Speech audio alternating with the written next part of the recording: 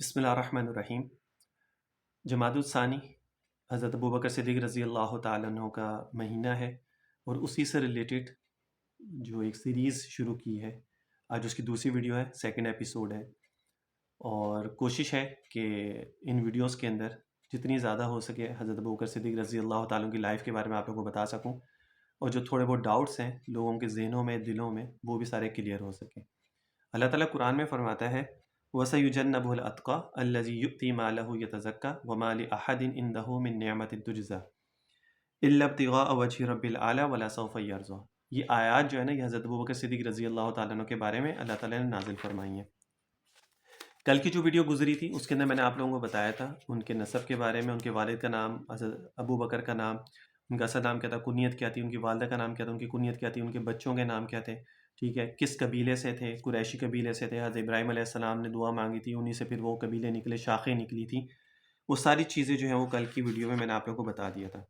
آج کی ویڈیو کے اندر جو ہے امپورٹنٹ چیز کہ حضرت ابو بکر صدیق رضی اللہ تعالیٰ عنہ کو ابو بکر کیوں کہتے ہیں۔ حالانکہ ان کے جو 6 بچے تھے، اگر آپ دیکھا جائے تو ان کے 6 بچوں میں سے کسی کا نام بھی جو ہے وہ بکر نہیں تھا، تو یہ 6 جب نام نہیں تھا تو پھر ابو بکر ان کو کہنے کی کیا وجہ تھی؟ اچھا، بعض لوگوں نے اس کی تشریح اس طرح کی ہے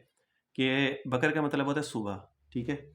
اور صبح والا، ابو بکر کا مطلب ہوا صبح والا، یعنی ابو بکر صدیق اسلام میں پہل کرتے تھے اور صبح پہلے وقت میں ہوتی ہے تو اس لیے آپ کو ابو بکر کہتے ہیں۔ کچھ لوگوں نے یہ تشریح بھی کیا، حالانکہ یہ تشریح ٹھیک نہیں ہے۔ اس کی اصل ریزن جو ہے نا، وہ مولانا سعید احمد دہلوی رحمۃ اللہ علیہ، جن کو ہند اللسان بھی کہا جاتا ہے، جو لسان ہند کے نام سے بھی مشہور ہے، وہ کہا جاتا ہے، انہوں نے کتاب یہ نام، ان کی کتاب ایک لکھی، اس کا نام ہی یہ ہے کہ ابو بکر صدیق، ان کی کتاب کا نام ہے۔ مولانا سعید احمد دہلوی رحمۃ اللہ علیہ، جن کو جو ہے لسان الہند بھی کہا جاتا ہے، انہوں نے کتاب لکھی ہے ابو بکر کے نام سے، نام ہی یہی ہے، ٹائٹل ہی یہی ہے۔ انہوں نے ایک توجیہ اس کی بیان کی ہے، تشریح اس کی بیان کی ہے ابو بکر ہونے کی، وہ یہ ہے کہ جب وہ اسلام نہیں لائے تھے اس سے پہلے انہوں نے ایک عورت سے نکاح کیا تھا۔ اب وہ عورت جو تھی وہ بھی ان کے مذہب کی نہیں تھی، مذہب کیا، وہ بھی کیونکہ ابو بکر بھی مسلمان نہیں تھے، وہ عورت بھی مسلمان نہیں تھی، اور اسلام سے پہلے تو جائز تھا نکاح کرنا۔ وہ عورت جو تھی وہ بیوہ تھی، اس عورت کا ایک بیٹا تھا، اس کا نام تھا بکر، تو اس عورت کی جو کنیت تھی نا وہ تھی ام بکر۔ تو جب حضرت ابو بکر سے ان کی شادی ہوئی اور وہ آپ کا سوتیلا بیٹا تھا، وہ سوتیلا بیٹا آپ حضرت ابو بکر کا بنا، تو اس وجہ سے جو ہے نا ان کو ابو بکر کہا جاتا تھا۔ اور یہ تشریح جو ہے نا یہ سب سے صحیح ہے، ٹھیک ہے، کہ جو حضرت ابو بکر کو ابو بکر کہنے کی وجہ کیا تھی۔ باقی لوگوں نے اور بھی بڑی تشریحات کی ہیں لیکن وہ سمجھ سے باہر ہے، لیکن جو اصل وجہ ہے جو سمجھ میں بھی آتی ہے وہ یہی تھی کہ انہوں نے جو نکاح کیا تھا اس عورت کا جو بیٹا تھا ان کا نام بکر تھا، تو جس کی وجہ سے جو ہے ان کا نام ابو بکر ہوا اور ان کو ابو بکر ان کی کنیت بنا، ویسے ان کا نام جو تھا وہ عبداللہ تھا۔ ایک بات یہ ہوگی۔ اچھا، دوسری بات یہ کہ خلافت خلیفہ اول، خلافت کے لیے کچھ باتیں ہیں جو میں آپ لوگوں کے ساتھ شیئر کرتا ہوں، یہ دوسرا کانٹینٹ ہو گیا اسی کے ضمن میں، ٹھیک ہے، خلافت اول کے دلائل۔ اب اس میں یہ چیز ہے کہ آپ صلی اللہ علیہ وسلم نے ویسے تو بہت سارے دلائل ہیں ان کے خلیفہ ہونے کے لیے، اس میں ایک یہ بھی ہے کہ آپ صلی اللہ علیہ وسلم نے اپنی زندگی میں ہی جو ہے ان کو اپنے مصلی پہ کھڑا کر دیا اور نمازیں پڑھانے کے لیے کہا کہ آپ جو ہے وہ آگے ہوں اور نمازیں پڑھائیں، جس میں حالانکہ بہت سارے اور بھی صحابہ تھے، حضرت عمر بھی تھے، حضرت عثمان بھی تھے، بڑے بڑے صحابہ بھی تھے، لیکن آپ نے ان کو آگے نہیں کیا بلکہ آپ نے ان کو پیچھے کیا اور حضرت ابو بکر کو آگے کیا۔ ایک یہ ان کے خلیفہ ہونے کی، خلافت کے ان کے ہونے کی دلیل بھی ہے۔ دوسرا یہ ہے کہ خلافت جو ہے نا وہ ملتی ہے صحبت پیغمبر سے، ٹھیک ہے، جتنی زیادہ صحبت انسان اختیار کرتا ہے، آج کل بھی ایسی ہے کہ جو جتنا اپنے پیر صاحب کی صحبت اختیار کرتا ہے، جتنے بھی مریدین ہوتے ہیں، تو اس میں پیر صاحب جو وہ دیکھتے ہیں کہ کس میں کیا کوالٹی ہے کہ جس کو خلافت دی جائے، ٹھیک ہے، تاکہ آگے وہ اس سلسلے کو لے کے چلے۔ تو آپ صلی اللہ علیہ وسلم کے ساتھ جو دوستی تھی، جو محبت تھی، وہ میں نے کل آپ لوگوں کو بتائی تھی کہ حضرت ابو بکر کی عمر 18 سال تھی اور آپ صلی اللہ علیہ وسلم کی عمر جو 20 سال تھی، اور جب آپ صلی اللہ علیہ وسلم کا انتقال ہوا 63 سال اور حضرت ابو بکر اس ٹائم 61 ایئرس کے تھے، تو یہ اتنا لمبا عرصہ تھا کہ جو حضرت ابو بکر نے آپ صلی اللہ علیہ وسلم کے ساتھ جو ہے وہ گزارا۔ تو خلافت جو ملتی ہے وہ صحبت پیغمبر سے ملتی ہے۔ اگر خلافت ملنی ہوتی رشتہ داری کی وجہ سے تو حضرت علی سے پہلے، اب یہاں پہ یہ باتیں اس لیے بتا رہا ہوں کہ لوگ اس کے اوپر بڑے اختلافات کرتے ہیں، ڈاؤٹ لوگوں کے ذہنوں میں ڈالتے ہیں کہ جی رشتہ داروں کا حق ہوتا ہے اس چیز میں اور یہ وہ سارا، تو اس لیے یہ باتیں تھوڑی سی بیچ میں کر رہا ہوں تاکہ وہ بات کلیئر ہو جائے۔ اگر رشتہ داری دیکھی جاتی کہ خلافت جو ہے وہ رشتہ داری میں آنی چاہیے تھی، تو پھر حضرت علی سے پہلے آپ صلی اللہ علیہ وسلم کے چچا حضرت عباس جو وہ بھی زندہ تھے، تو پھر خلافت جو ہے وہ چچا کے پاس سب سے پہلے، وہ سگے چچا بھی تھے، ایسے ہی نہیں تھے کہ دور کے ہوں یا منہ بولے ہوں، تو وہ سگے چچا تھے، تو خلافت سب سے پہلے چچا کے پاس جانی چاہیے تھی، پھر حضرت علی کے پاس آنی چاہیے تھی اگر رشتہ داری میں دیکھی جاتی۔ دوسری بات اس میں یہ ہے کہ اگر رشتہ داری دامادی میں دیکھی جاتی کہ آپ صلی اللہ علیہ وسلم کے داماد بھی تھے، حضرت علی رضی اللہ تعالیٰ عنہ، حضرت فاطمہ تو زہرا رضی اللہ تعالیٰ عنہ کے شوہر تھے، تو پھر اس طرح تو حضرت عثمان بھی داماد تھے، اور حضرت عثمان کے نکاح میں تو آپ صلی اللہ علیہ وسلم کی 2 بیٹیاں تھیں، حضرت ام کلثوم، حضرت رقیہ رضی اللہ تعالیٰ عنہ، اور آپ صلی اللہ علیہ وسلم نے تو یہاں تک بھی فرمایا اگر میری اور بھی بیٹیاں ہوتی تو وہ بھی میں حضرت عثمان رضی اللہ تعالیٰ عنہ کے نکاح میں دے دیتا۔ تو اگر داماد کو دیکھتے ہوئے یہ کہا جائے کہ جی حق خلافت جو وہ داماد کا ہونا چاہیے تھا، وہ تو پھر حضرت عثمان کا حق ہونا چاہیے تھا۔ یہاں پہ کسی کو کم زیادہ نہیں بتا رہا ہوں، ٹھیک ہے، توبہ استغفار، کوئی ایسا نہیں ہے کہ کسی کی شان کو کم کیا جا رہا ہے، صرف لوگوں کو سمجھانے کے لیے کہ خلافت جو ملتی ہے وہ صحبت پیغمبر سے ملتی ہے، ٹھیک ہے، اور جو نبوت کی جو ایک نظر ہوتی ہے نا، ایک نبی کی جو نظر ہوتی ہے وہ کسی اور کی نہیں ہوتی ہے، تو وہ ہر چیز کو دیکھتے ہیں، نظر رکھتے ہیں، پھر اس کے بعد جو ہے وہ چیز انسان کو میسر ہوتی ہے، وہ چیز انسان کو ملتی ہے، ٹھیک ہے۔ لوگوں نے اس کے اندر بہت ساری چیزیں ایڈ کی ہیں کہ نہیں جی وہاں پہ یہ واقعہ ہوا تھا تو وہ خلافت کے لیے تھا، وہاں پہ یہ تھا، ایسا نہیں ہے۔ اگر ایسی کوئی چیز ہوتی تو جس طرح آپ صلی اللہ علیہ وسلم نے کلیئر کٹ ایک چیز کہہ دی کہ میرے بعد جو ہے میرے مسلح پہ کھڑے ہونے والے حضرت ابو بکر ہیں، تو یہ ایسے ہی ہے کہ جب کوئی باس ہوتا ہے تو وہ جب کہیں جاتا ہے یا مر جاتا ہے یا کہیں چلا جاتا ہے تو اپنے بعد جس کو اس نے رکھنا ہوتا ہے تو اسی کو اپنی چیئر پہ بٹھاتا ہے، ایسا نہیں ہوتا وہ کسی اور کو بٹھاتا ہے تو بعد میں کسی اور کو وہاں پہ لے آئے گا، ایسا نہیں ہوتا۔ تو آپ صلی اللہ علیہ وسلم نے یہ تو کلیئر کٹ بات کر دی تھی کہ حضرت ابو بکر میرے بعد جو ہیں وہ امامت کے اوپر آئیں گے، خلیفہ بنیں گے، امامت کے اوپر آئیں گے، یعنی میرا مسئلہ، اور جب آپ صلی اللہ علیہ وسلم کا نبی کا مسئلہ کسی کو ملے گا تو ظاہر سی بات ہے پھر ان کے بعد انہی کا نمبر ہوگا نا جو اس چیز کو سنبھالے گا۔ تو یہ اس وجہ سے ساری چیزیں کلیئر کر رہا ہوں اور کوئی ریزن نہیں ہے۔ اچھا، پھر اس کے بعد جو ہے کہ اگر یہ دیکھا جائے، اب یہ سارے رشتے میں بتا رہا ہوں کہ اگر کوئی انسان ذہن میں ڈالتا ہے نا کہ یار رشتہ داروں کا حق ہونا چاہیے تھا، داماد کا حق ہونا چاہیے تھا، اس طرح اب دیکھیں کہ آپ صلی اللہ علیہ وسلم نے اپنی بیٹی دی حضرت علی رضی اللہ تعالیٰ عنہ کو، حضرت فاطمہ الزہرا، تو حضرت علی داماد بنے آپ کے، اور داماد جو تو بیٹی کی طرح ہوتا ہے۔ حضرت ابو بکر نے اپنی بیٹی دی آپ صلی اللہ علیہ وسلم کو، تو حضرت ابو بکر جو وہ سسر بنے، اور سسر جو ہوتا ہے وہ باپ کی طرح ہوتا ہے، تو پہلا حق جو ہوتا ہے وہ باپ کا ہوگا یا بیٹے کا ہوگا۔ تو اگر رشتے بھی دیکھا جائے یا دنیا کو بھی دیکھا جائے تو اس لحاظ سے اگر ہم دیکھتے ہیں تو ہمیں یہی پتہ چلتا ہے کہ ہمیشہ مرتبہ جو ہوتا ہے، جو بڑا عہدہ دیا جاتا ہے ہمیشہ باپ کے پاس آتا ہے، باپ کو دیا جاتا ہے، نہ کہ بیٹے کو دیا جاتا ہے۔ اچھا، پھر اس کے اندر ایک اور کیلکولیشن میں آپ لوگوں کو بتاتا ہوں کہ 18 سال کی عمر حضرت ابو بکر کی تھی، اور آپ صلی اللہ علیہ وسلم کی عمر جو تھی وہ 20 سال تھی جب آپ کی دوستی ہوئی، ٹھیک ہے۔ پھر اس کے بعد جو ہے 18 سال سے لے کر 61 سال تک، یعنی حضرت ابو بکر کی عمر 18 سال سے لے کر 61 ایئر، کیونکہ آپ صلی اللہ علیہ وسلم کی جو وفات وصال ہوا 63 میں ہوا، 2 سال کا فرق تھا، تو 61 ایئرس تک آپ حضرت ابو بکر کی اگر عمر کو اگر ہم لوگ دیکھتے ہیں تو اس میں جو ہے وہ تقریباً 43 ایئرس بنتے ہیں، 43 ایئرس، کہ حضرت ابو بکر صدیق رضی اللہ تعالیٰ عنہ نے 43 ایئرس تک جو ہے وہ آپ صلی اللہ علیہ وسلم کا چہرے مبارک کو دیکھا، چہرے مبارک کو دیکھنے کے ساتھ ساتھ صحبت اختیار کی، صحبت کے ساتھ ساتھ آپ ہر جگہ پہ آپ صلی اللہ علیہ وسلم کے ساتھ تھے، کوئی ایسی چیز جگہ نہیں تھی جہاں پہ حضرت ابو بکر جو ہے وہ ساتھ نہ ہو۔ غزوات کو دیکھ لیں اور ہجرت کو دیکھ لیں، اسلام لانے کا دیکھ لیں، جب اسلام نبوت کا اعلان کیا کہ اس وقت دیکھ لیں، لوگوں نے جو تنگ کیا وہ دیکھ لیں، ہر جگہ ہر چیز میں حضرت ابو بکر صدیق جو تھے وہ ساتھ تھے۔ تو 43 ایئرس تک جو ہے وہ حضرت ابو بکر صدیق رضی اللہ تعالیٰ عنہ نے آپ صلی اللہ علیہ وسلم کی صحبت جو ہے وہ حاصل کی۔ اور حضرت علی جو ہیں اگر ان کو دیکھا جائے تو وہ 2 سال کی عمر میں آپ صلی اللہ علیہ وسلم کے گھر آتے ہیں، ٹھیک ہے، اور آپ صلی اللہ علیہ وسلم کا جب وصال ہوتا ہے تو حضرت علی جو ہے 29 سال کے ہوتے ہیں، تو 29 سال کی عمر حضرت علی کی ہے جو آپ صلی اللہ علیہ وسلم کی انہوں نے صحبت اختیار کرتے ہیں، تقریباً 27 سال بنتے ہیں، تو یہ 27 سال اور کہاں 43 ایئرس، تو کتنا بڑا ڈیفرنس ہے۔ اور اگر آپ ایج بھی دیکھیں تو حضرت علی کی عمر بنتی ہے 29 ایئر جب آپ صلی اللہ علیہ وسلم کا وصال ہوتا ہے، اور حضرت ابو بکر 61 سال کے، 61 ایئر، یہ باپ بیٹی کی عمر بنتی ہے۔ اگر آپ حق کی اور یہ بات کرتے ہیں نا تو یہ باپ بیٹی کی عمر بنتی ہے، تو حق سب سے پہلے باپ کا ہوتا ہے، پھر اس کے بعد بیٹے کا ہوتا ہے۔ یہ تو ایک کہتے ہیں نا کہ ایک سائڈ کی بات تھی جو میں نے آپ لوگوں کے ساتھ ڈسکس کی ہے، صرف سمجھانے کے لیے کہ اگر بہت سارے لوگوں نے اس پہ بھی اعتراض کیے ہیں کہ رشتہ داروں میں خلافت ہوتی ہے اور باہر خلافت نہیں جاتی ہے، تو خلافت رشتہ داری دامادی یہ چیز نہیں دیکھی جاتی ہے. خلافت جو دیکھی جاتی ہے وہ ہمیشہ صحبت، جس کو زیادہ اختیار ملی ہوتی ہے اور جس کو آپ صلی اللہ علیہ وسلم نے دیکھا ہوتا ہے، اس کو آپ صلی اللہ علیہ وسلم نے پھر وہ چیز دی ہوتی ہے. اچھا،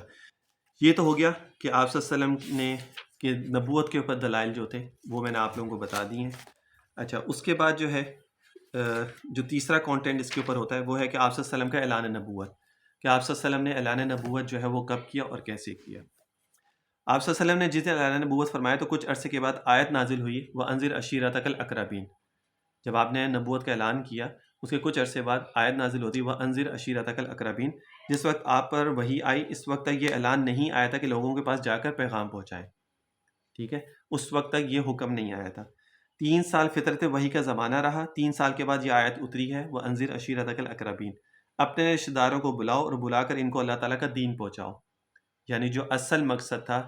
نبوت کا وہ لوگوں تک پہنچانا تھا. حضور نے پہاڑ پر رشتہ دار بلائے، یعنی سب رشتہ داروں کو وہاں پہ بلایا، سب کو جمع کیا. اور پھر آپ نے وہ واقعہ سنا ہوگا کہ جو حضور نے سارے رشتہ داروں کو قریشیوں کو بلا کر کہا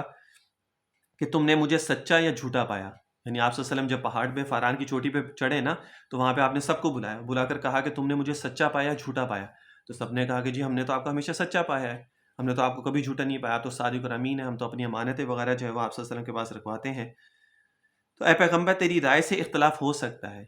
آپ کی جو رائے ہے اس سے اختلاف ہو سکتا ہے، لیکن تیری صداقت والی چادر پر کوئی اعتراض، کوئی داغ نہیں ہے، اس کے اوپر ہم لوگ کوئی اعتراض نہیں کر سکتے. جب فاران کی چوٹی پر رسول نے سب کو لوگوں کو بلایا تو صدیق اکبر وہاں موجود نہیں تھے، حضرت ابو بکر وہاں موجود نہیں تھے. ٹھیک ہے، اور حضرت علی کی عمر ویسے ہی 6 سال تھی اور بعض روایتوں میں ہے کہ 9 سال تھی. تو یہ 6-9 سال کے حضرت علی کی اس ٹائم عمر تھی جب آپ صلی اللہ علیہ وسلم کے اوپر یہ آیت ہوئی، وَانذِرْ عَشِيرَتَكَ الْأَقْرَبِينَ. اور آپ صلی اللہ علیہ وسلم نے لوگوں کو بلایا اور بلا کر آپ صلی اللہ علیہ وسلم نے ان سے ایک سوال کیا کہ تم لوگوں نے مجھے کیسا پایا.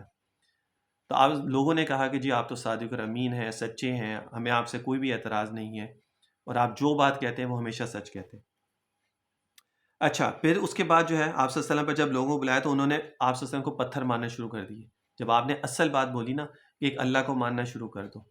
اور جو اپنے بت وغیرہ ہیں ان سب کو چھوڑ دو اور اللہ کی عبادت کرنا شروع کر دو، یہ چیز لوگوں کو برداشت نہیں ہوئی. آپ صلی اللہ علیہ وسلم سے کوئی اختلاف نہیں تھا وہاں پہ لوگوں کو، آپ صلی اللہ علیہ وسلم سے کوئی بھی ان کو پرابلم نہیں تھی. پرابلم ہوئی صرف ایک اس کلمے سے تھے کہ لا الہ الا اللہ محمد رسول اللہ، کہ اللہ کے سوا کوئی معبود نہیں اور آپ صلی اللہ علیہ وسلم جو ہے آخری نبی. چہرے پر آپ پھر انہوں نے جو ہے یہ جب بات سنی تو وہ غصہ آیا، انہوں نے پھر آپ صلی اللہ علیہ وسلم کے پتھر مارے اور چہرے مبارک پہ لگے اور آپ صلی اللہ علیہ وسلم کا چہرہ مبارک جو ہے وہ زخمی ہو گیا اور پیغمبر جو ہے صلی اللہ علیہ وسلم پریشان ہو کر جو ہے وہ گھر آ گئے. اب یہاں پہ جو اصل بات تھی، یہ تو نبوت کا اعلان آپ صلی اللہ علیہ وسلم کی لائف سے ہو گیا نا، لیکن حضرت ابو بکر صدیق نے جو ہے وہ اسلام کیسے قبول کیا. اب وہ آخری اس ویڈیو کے سیکنڈ ایپیسوڈ کا جو آخری کانٹینٹ ہے وہ یہ کہ حضرت ابو بکر نے اسلام کو قبول کیسے کیا. ظہر کی نماز کے بعد خانہ کعبہ میں کپڑے کے کچھ تاجر جمع تھے، کیونکہ یہ تاجر کا تجارت کا کام کرتے کپڑے کا، جسے میں نے آپ کو کل کی ویڈیو میں بھی بتایا تھا. تو ان میں سے جو ہے نا ایک ابو جہل بھی تھا جو بھی ان کے ساتھ بیٹھے، کیونکہ ابو جہل بھی تجارت اور تو پہاڑ کے اوپر آپ صلی اللہ علیہ وسلم کے ساتھ شریک تھے. یہ پہاڑ کے اوپر آپ صلی اللہ علیہ وسلم کے ساتھ شریک تھے. یہ سارے لوگ خانہ کعبہ میں موجود ہیں اس وقت، ابو بکر یہاں موجود ہے. ٹھیک ہے، یعنی حضرت ابو بکر جو تھے وہ حرم میں تھے اور باقی لوگ سارے جو تھے وہ پہاڑ پر آپ صلی اللہ علیہ وسلم کے ساتھ ادھر تھے اور حضرت ابو بکر کو پتہ بھی نہیں تھا کہ ہوا کیا، کیا ماجرا کیا. بات یہ ہو رہی تھی کہ شام سے تجارت کے قافلے آ کر گزرتے ہیں، ان کی حفاظت کا انتظام کیا جائے، کیونکہ اس ٹائم تجارت جو ہے وہ شام اور یمن اس علاقوں میں زیادہ تجارت ہوتی تھی، وہاں سے قافلے آتے تھے. تو ان کی حفاظت کو کیسے بنایا جائے، انتظام کیسے کیا جائے، یہ بحث ہو رہی تھی. تو اس بحث کے دوران ایک آدمی نے کہا، بلکہ حکیم بن حزام، ٹھیک ہے، انہوں نے کہا، اور یہ جو حکیم بن حزام جو ہے نا یہ حضرت خدیجہ الکبریٰ رضی اللہ تعالیٰ عنہ کے سگے بھانجے تھے اور بعض علماء کہتے ہیں کہ بھتیجے تھے. تو انہوں نے آ کر کہا کہ جی آپ صلی اللہ علیہ وسلم نے جو ہے وہ نبوت کا اعلان کر دیا. تو حضرت ابو بکر بھی وہیں بیٹھے ہوئے تھے، تو انہوں نے کہا کہ یہ محمد وہی ہیں، یہ محمد صلی اللہ علیہ وسلم کی بات کر رہے ہو؟ انہوں نے اعلان کیا. تو انہوں نے کہا جی ہاں، انہوں نے اعلان کر دیا کہ میں نبی ہوں. اچھا، تو حضرت ابو بکر نے حکیم بن حزام سے پوچھا کہ یہ وہی آپ کے پھوپھا ہیں جن کا نام محمد صلی اللہ علیہ وسلم ہے؟ اور انہوں نے کہا کہ ہاں. اور وہ کیا کہتے ہیں؟ وہ کہتے ہیں کہ میں نبی بن گیا ہوں، میں رسول ہو گیا ہوں اللہ کا. حضرت ابو بکر نے یہ بات حکیم بن حزام سے سنی، حضرت خدیجہ کے بھتیجے ہیں، حضور کی زبان سے نہیں سنی. یہ سب سے امپورٹنٹ بات ہے کہ آپ صلی اللہ علیہ وسلم کی زبان سے نہیں سنی، ایک نان مسلم سے، ابھی یہ مسلمان نہیں ہوئے تھے، ان کے منہ سے یہ بات جو ہے نا انہوں نے سنی. حضرت ابو بکر نے بھی ابھی اسلام قبول نہیں کیا تھا. کسی نے بھی ابھی اسلام قبول نہیں کیا تھا، ابھی صرف آپ صلی اللہ علیہ وسلم نے اعلان کیا تھا۔ اس مجلس میں نہیں ہے، اچھا تھوڑی دیر کے بعد اس محفل میں نہیں تھے، اس مجلس میں نہیں تھے، اور وہاں سے نکلے اور سیدھے آپ صلی اللہ علیہ وسلم کے گھر پہنچے۔ حضرت ابوبکر نے جب حکیم بن حزام سے یہ سنا نا تو وہاں سے فوراً سے نکلے اور آپ صلی اللہ علیہ وسلم کے گھر پہنچ گئے، اور جا کر دروازہ کھٹکھٹایا تو آپ صلی اللہ علیہ وسلم باہر نکلے اور حضور کا چہرہ زخمی تھا۔ حضور سے پوچھا کہ اے محمد مصطفیٰ کیا بات ہے، سنا ہے کہ آپ نے اعلان نبوت کر دیا ہے۔ حضور نے فرمایا کہ ہاں میں نبی ہو گیا ہوں۔ صدیق اکبر نے کہا کہ ہاتھ آگے کرو، میں کلمہ پڑھتا ہوں۔ اب دیکھو سب سے مین چیز جو ہے نا، یہ میں نے بہت ساری ویڈیوز میں اپنی ذکر بھی کیا ہے کہ حضرت ابوبکر نے یہ نہیں پوچھا کہ جی وحی کس طرح آئی، فرشتہ کون سا آیا تھا، اللہ نے کیا پیغام بھیجا تھا، اور طریقہ کار کیا تھا، آپ کو کیسے پتہ چلا کہ یہ فرشتہ اور یہ وحی ہے۔ کوئی بھی سوال حضرت ابوبکر نہیں، صدیق جو ان کو کہا جاتا ہے نا، وہ اسی وجہ سے کہا جاتا ہے۔ ریزن تو خیر وہ تو کوئی اور ہے، لیکن بہت ساری ہر چیز کے اوپر بھی اطلاق اسی وجہ سے ہوتا ہے نا، صدیق کا سچا ہونے کا، کہ انہوں نے جب اسلام بھی قبول کیا تو انہوں نے کوئی اس کے اندر اپنی بحث و مباحثہ نہیں کیا، کوئی دلیل نہیں مانگی، کوئی دلائل نہیں مانگے، سیدھا سیدھا جو ہے انہوں نے کہہ دیا کہ جی آپ مجھے کلمہ پڑھائیں اور میں اسلام قبول کرنا چاہتا ہوں۔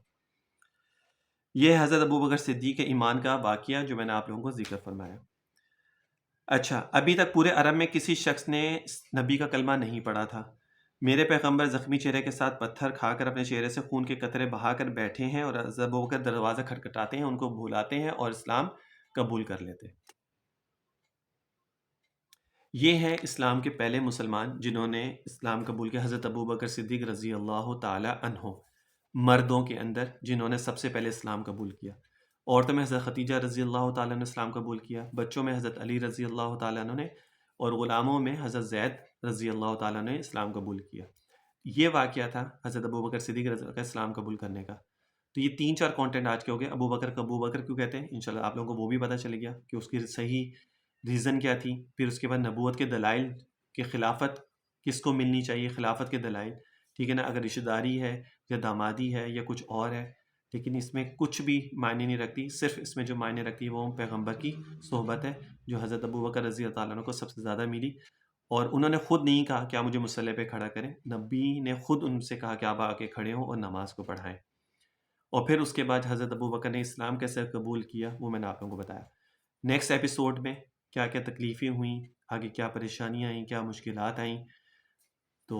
ظاہر سی بات ہے جب آپ صلی اللہ علیہ وسلم نے اتنی بڑی چیز کا اعلان کیا،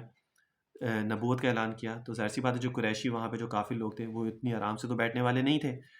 تو ان کا تو دماغ خراب ہو گیا جب یہ بات انہوں نے سنی۔ تو اب آگے کیا ہوتا ہے وہ میں انشاءاللہ تعالیٰ آپ کو نیکسٹ ایپیسوڈ میں بتاؤں گا۔ تو ویڈیوز کو پورا ضرور دیکھا کریں، لوگوں کے ساتھ ضرور شیئر کیا کریں، اگر آپ کو اچھی لگتی ہے تو لائک ضرور کر دیا کریں۔ السلام علیکم ورحمۃ اللہ وبرکاتہ۔